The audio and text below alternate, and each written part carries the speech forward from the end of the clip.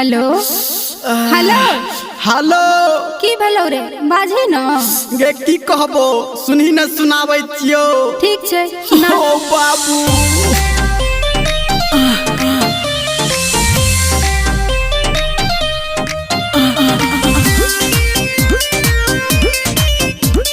माँ Gayatri recording studio.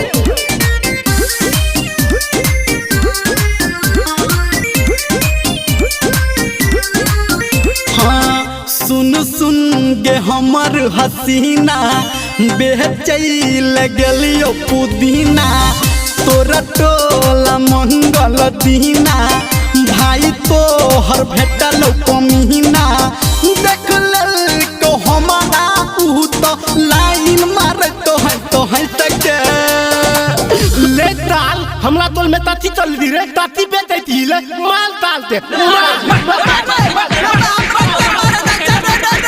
मारो लगलो पैसा के भागलियो पैसा के गोल मारो लगलो पैसा के भागलियो पैसा के गई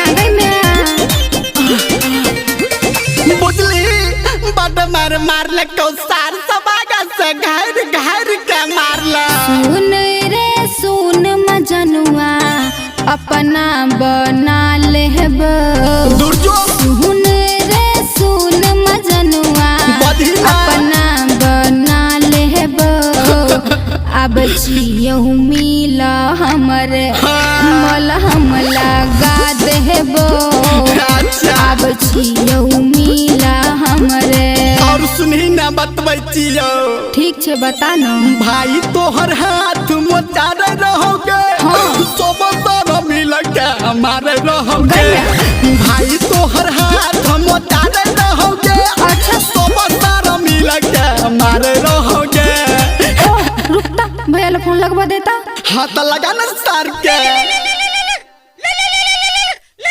हेलो हाँ हेलो हेलो सुनो मोरा भैया हो तू छह बढ़ का कसैया हो सुनो मोरा भैया हो तू छह बढ़ का कसैया हो हम तो करी ले बसादी भाग के सुनो छ मियाँ बीबी राजी तो क्या करेगा पाजी मियाँ बीबी राजी तो क्या करेगा पाजी मियाँ बीबी राजी तो क्या करेगा पाजी घौरू खारी हसरवा तू रे मजनुआ रे चल चल चल भाग जाय छी। हाँ चल चल चल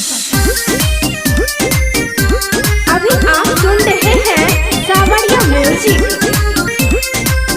भागी के देबही तो बादी के बोली गे भागी के देबही तो बादी के बोली गे दुनू के माली देबो छाती में गोली गे दुनू के माली देबो लेताल सामने तक अहाँ जेबै तो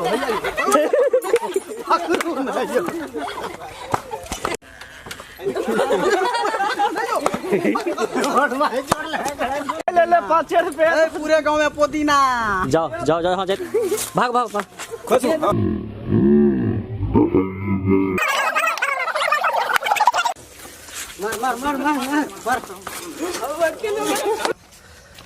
भाग भाग भाग भाग भाग भाग भाग